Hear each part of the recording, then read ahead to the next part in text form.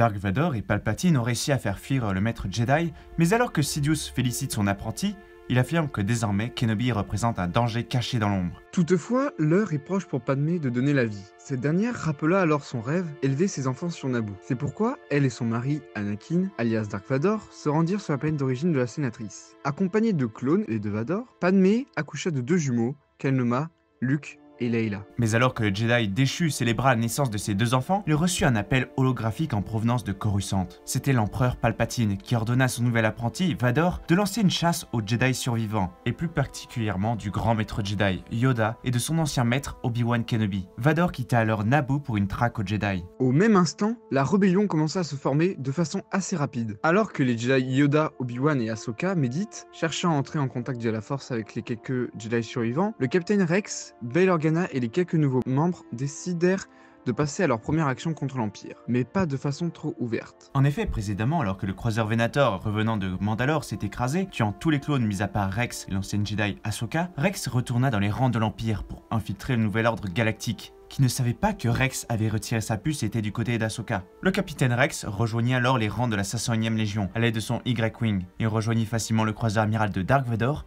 ce dernier heureux de revoir son capitaine, ou plutôt commandant, en vie. Vador apprit alors de la bouche de Rex que son croiseur s'était écrasé, tuant Ahsoka et ses frères d'armes au passage. Une information que le nouveau Sith crut. Une fois Rex affecté à sa place de commandant de la 501e Légion de l'Empire Galactique, Vador lui donna une tâche des plus importantes à ses yeux, se rendre sur Naboo et aller protéger Padmé et ses nouveau-nés. Désormais, la première action de la rébellion contre l'Empire fonctionne. La guerre ne fait que commencer. De son côté, Palpatine délivra un message mystérieux. Nous aurons besoin de ces enfants.